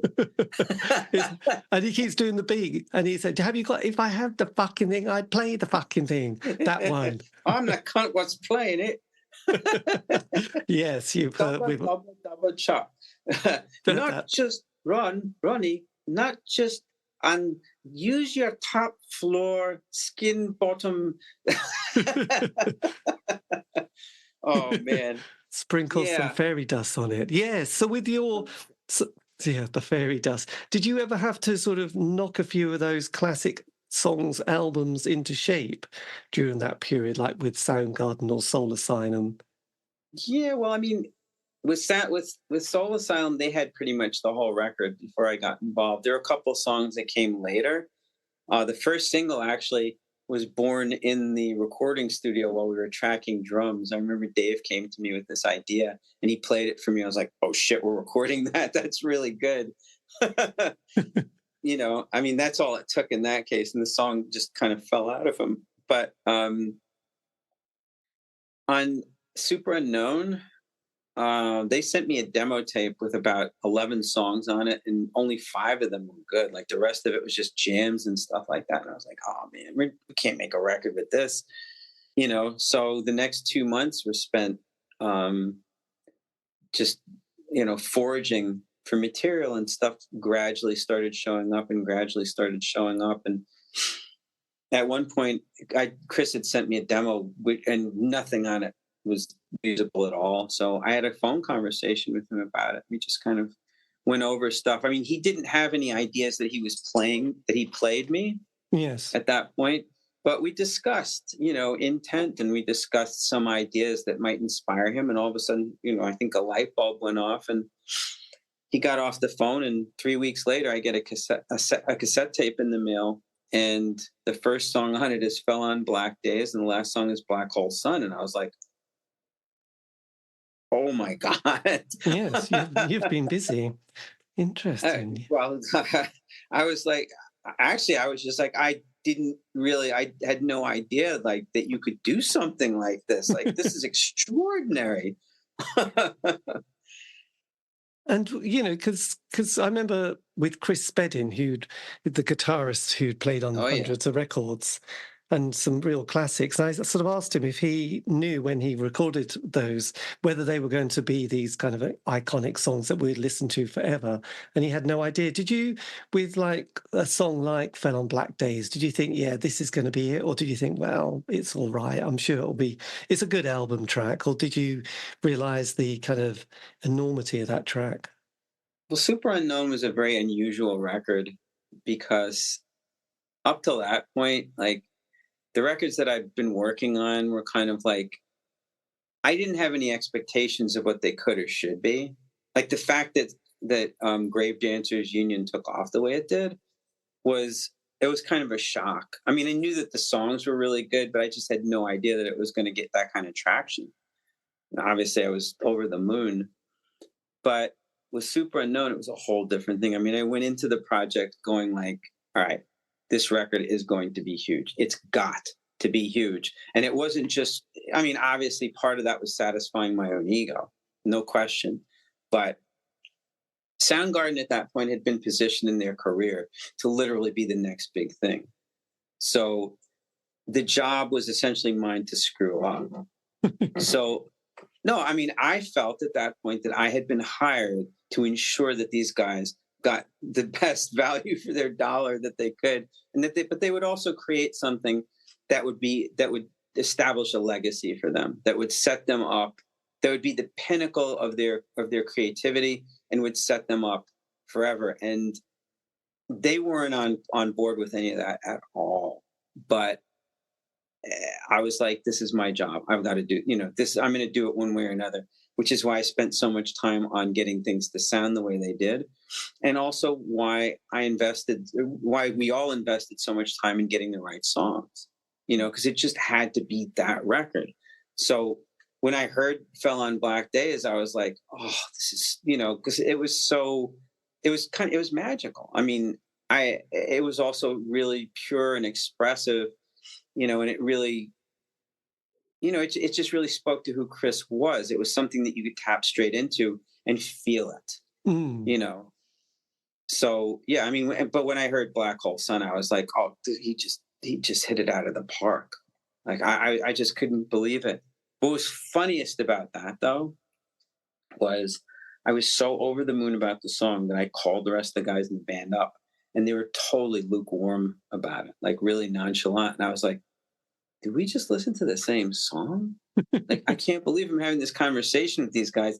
And then I wound up playing it for other people, and the same thing happened. Like, I played it for my manager, and he was kind of like, great. And I was like, great. That's all you have to say? Great. I didn't say this to him, but I was sitting there like, I cannot believe that people aren't responding to this, and I was like, wow, they're crazy. It's an amazing song, and everyone's going to find out one way or another. Yes. Did you, I mean, interestingly, you didn't work on their follow-up album, same with Soul Asylum. Were you surprised with that not being given No. No, we with Soundgarden, like strangely enough, our relationship was acrimonious from very early on. I think starting with when when I told them that I felt that the demos that they'd sent me weren't that great, that we really needed more material. I think that they were hoping to make a very fast record, get in and out of the studio quick, and start touring again. And so the fact that they had to spend like 3.5 months on this thing it chafed at them. Mm-hmm. And we didn't, for the most part, we didn't really get along. So it was tough. So by the end of the record, I was.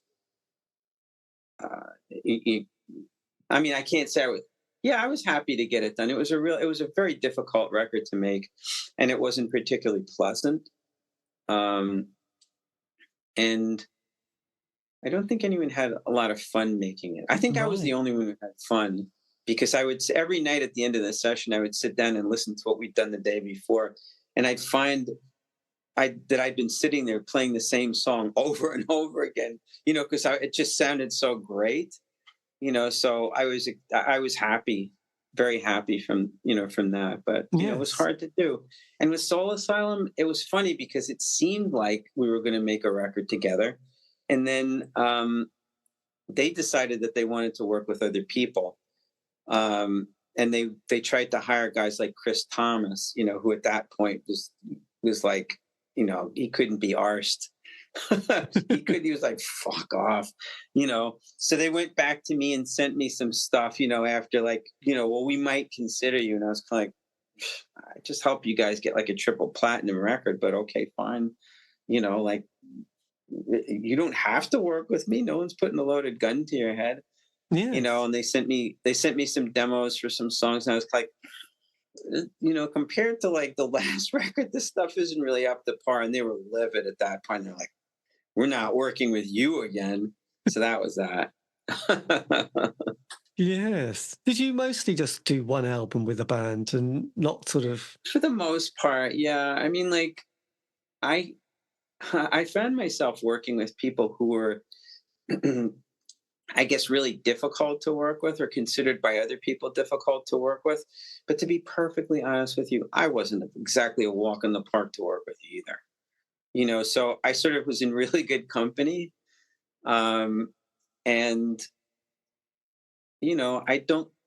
think that the experience of making these records wound up being more of a saga, but I think it was the kind of situation where it was a saga that no one really would want to repeat a second time. The fact that I made 2 records with the Chili Peppers was probably because by the end of the first, I was so insinuated into their lives, because so much personal shit had gone on. And I guess it was sort of like a fait accompli that we were going to make another record together, And what was that experience like with Marilyn Manson? Did you Was that also very similar sort of tension in the studio? It was tense. I mean, like, he was a different sort of guy. Like, he didn't make any pretense of being pleasant or warm and fuzzy around people. I mean, Did you enjoy making that record? I actually, there were parts of it that I enjoyed quite a bit. I mean, it was certainly very entertaining, although not in the way that you would want. It actually got kind of unpleasant at times as well. And, but it wasn't a very long process. I mean, I was very happy with the record, and, I did like working with some of the guys in the band very much. I mean, honestly, I didn't mind working with Manson either. Like, when he really got down to work, he was very, very professional. Like, he just work and work and work. And, he got whiny at times, but like, but for the most part, he was really, really professional about what he did. Yes. Blimey, it's kind of a fascinating thing.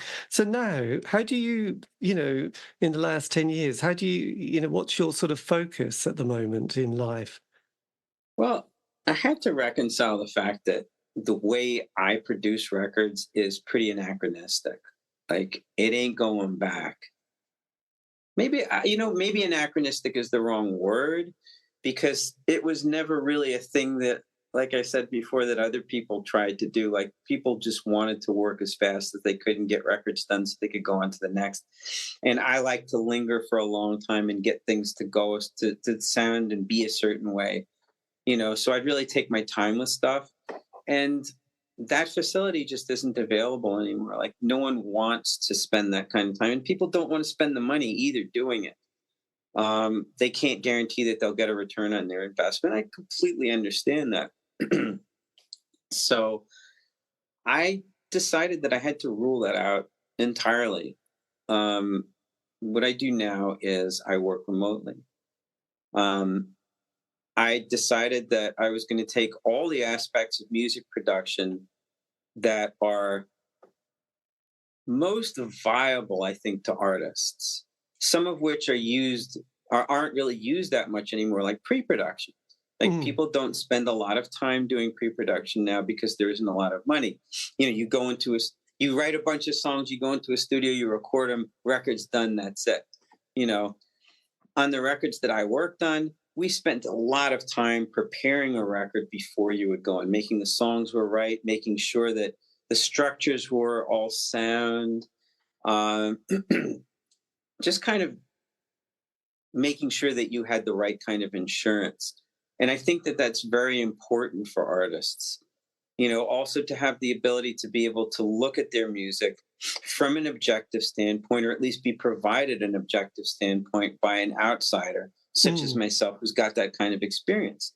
So I took stuff and things like artist development, which is something that record companies will not do anymore, which is pitiful to me, but that's how it is. And I decided that it would be good to provide these things to artists, and in many cases to artists who can't really afford them. So I essentially created a service where everything is offered as individual. I created a system where everything's offered as individual services.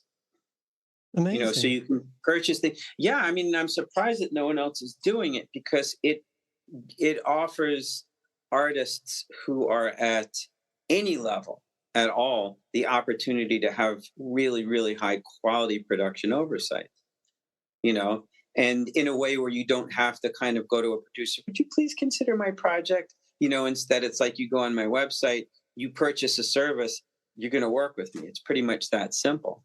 Right. Yeah, I know, it's fascinating. I mean, it's like ordering takeout. But I mean, at this point, considering how the world is, and considering the economics of art, making records and stuff like that, I think I think it makes perfect sense to work like this. Yes.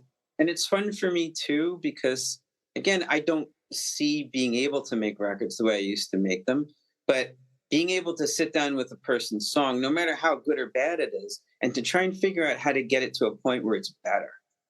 it's kind of like a completely different perspective on things, you know, Mm. to try and take something that may never be that good at all, you know, and make it into something where the artist who's written the song hears it and goes like, wow, you know, like this is so much better, and you know, and help them get excited about their own work. Uh, it's a wonderful process. I'm So really if excited they have about it. like a couple of songs and they think I'll do a single, do you help them with the producing or how to mix it for them, or do you tell them Yes. the whole? So you would actually do the mixing. No, They no, no. was I wouldn't be doing the mixing. What would happen in a situation like that? Because some of the like the pre-production service doesn't involve me needing to be working with in real time with someone. Like I can yeah do it in my own time and send them notes and send them. You know, if for example, like I've had to rearrange some stuff, I can chop up what I need to chop up. You know, change drum parts and send sound files to them. But if they're in a recording situation and they need my oversight, we can get on a call. There's one service where they can basically purchase time with me in half-hour increments and have me on a video call.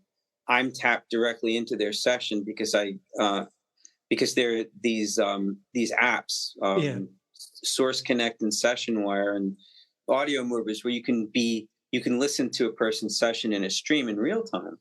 And I've got behind me a very, very high quality hi-fi system, which and the detail is stunning. Like you can hear everything. It's so much better than being in a recording studio. And I can sit here, monitor everything. Essentially, my job when I was in a recording studio was to give advice and give opinions. Like hmm I didn't go out into a room and move mics. You know, I mean, once in a while, sure. You know, but like there are people they're engineers that can handle that kind of thing better. My job is to sit there, and if you put the microphone in the right place, that's it. You know, that's the way it should sound. You know, you don't need yeah to put me on a plane to do that. You can no just connect with me through the through the internet and have a session like that and basically get similar results. fantastic, that is just amazing. So Yeah. that is just incredible. And with all the body of work that you've got, I mean, which albums are you most particularly fond of? Like both your material stuff in the early years and also the records that you worked on. Which ones would you sort of recommend as the top ones, like top three or top five? Like with material, what would you say? Yes, that's a great album. Brilliant. Really. Material. Um, that's a tough one. I mean, you know, because my relationship with that stuff is really very it's so subjective. That's more subjective because in some cases I'm singing on it, and you know, like I was never fond of the way my voice sounded, so it's hard for me to listen to that stuff. So I actually haven't listened to any of it in a while, you know. So Right. I suppose I should go back and hear it. I mean, my favorite thing from that whole period is going to probably wind up being the stuff that we did with Eno and Herbie's record. Yes. You know, I mean, there were a couple of other things too, but yeah. But I think that's that's really it from that period. I mean, beyond that, like just the obvious stuff. You know, I mean, I I'm so proud of that. I mean, I'm so proud of most of what I've done. You know, all of it. I would say in varying degrees. Yes. I mean, I think Super Unknown is like I'm still just delighted by that record. You know, I mean, I love the record I did with Hold, the Manson record. Um, you know, I think Grave Dancers Union is a really good record. You know, Korn record I did is good. You know, there's I'm happy with a lot of the work that I've done. I'm proud of it. When they were sort of looking at Woodstock 99 and wondering what had happened to the youth of that period, and some commentators said there was nothing particularly to fight against, and young people were generally having an easy time because there was high employment and quite a lot of money. Would you kind of agree that that kind of backdrop helped fuel the kind of the soundtrack to that decade? Um, I don't. I think by the end of it, maybe, but not the entire decade. I mean, I mean, when you're younger, there's still a lot of things to have to deal with. There's a lot of questions that are unanswered. There's Yes. still a lot of angst to have to deal with. I mean, our parents and the next generation of people's parents weren't so great in many ways. So many people had to fight through that, and I mean, there's so many existential struggles that go on with people.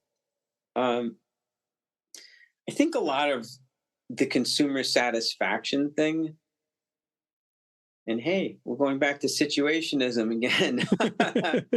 um, it really was a cultural phenomenon that got pushed politically, economically, and I think that it's something that is used to kind of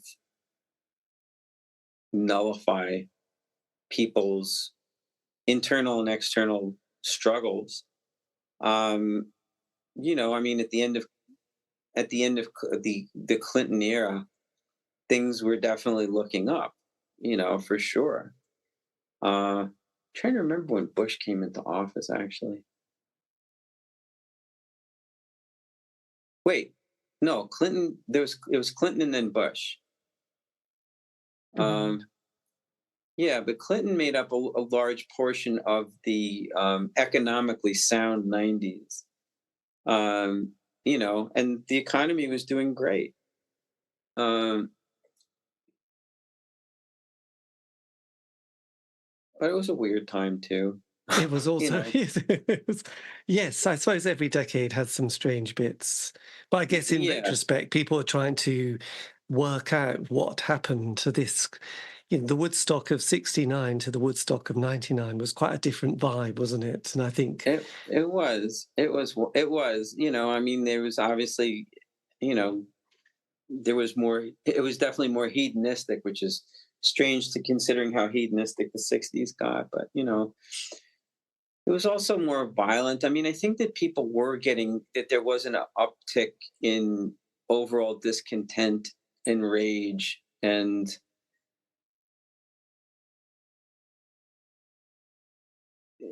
yeah, I mean, it just seemed like societally that there was a gradual disconnect that had been taking place for a while, and there was so much emphasis on the self. And are you familiar with the film, being British? I mean, I would imagine that you are, a guy named Adam Curtis. oh my God, I love Adam Curtis. I just Well, I mean, consume. to me, his documentaries pretty much. I think he's off base on on certain things, and he gets some of his facts kind of.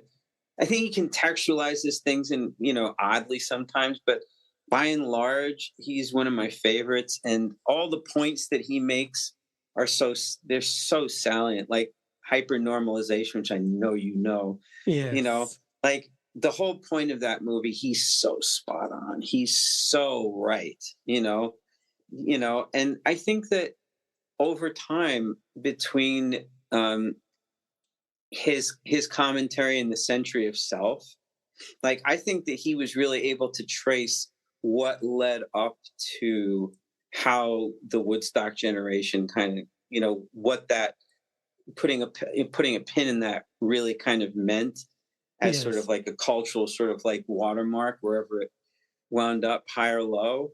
But I think you can find I think you can find a continuum from watching that movie to seeing how everything got to where it got, and then kind of using films like hyper normalization to sort of contextualize it all. Yeah. And No. some of the other stuff that he did as well. I think he's a great social commentator, even though he's Yes. completely off base about about Gaddafi in that film.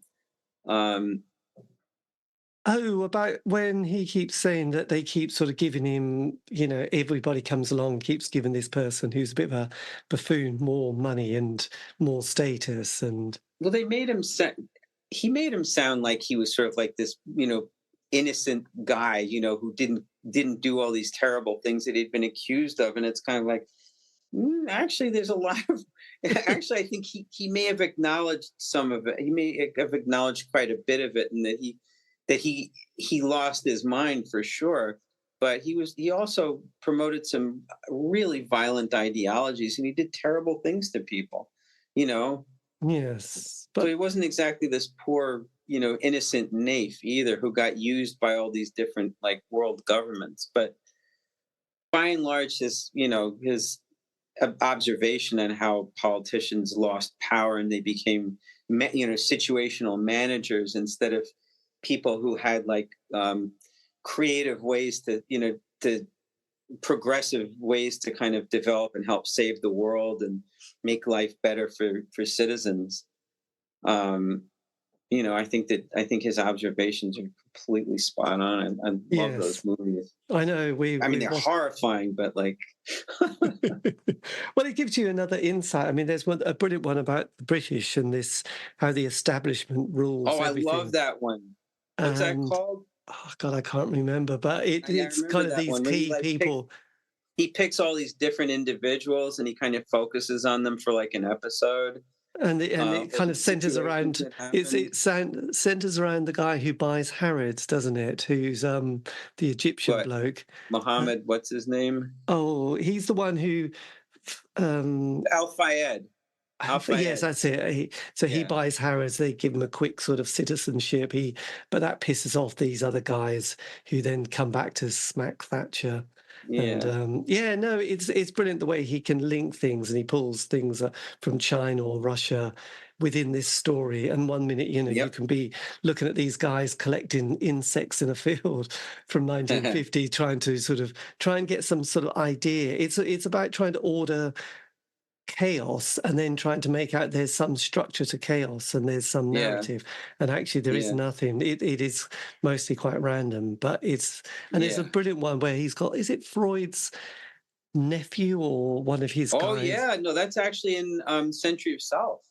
The Century of Yeah, Self is Freud's nephew was Edward, what's his name? Bernays, Yeah, B yeah, Edward yeah, yeah. Bernays. Oh shit! Well, I know we're doing well here, aren't we?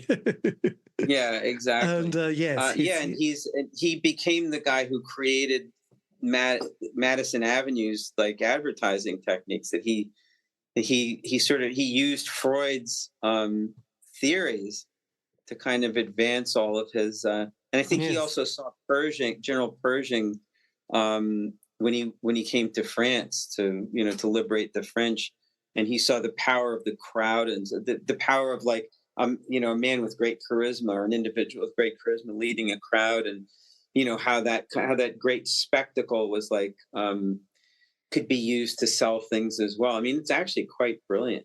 Yeah, Edward Bernays, I think that was his name. Edward Bernays, yes, that's it. Yeah, no, I've that's one of those things we often go back in and watch, re-watch for sort of educational purposes to remind ourselves.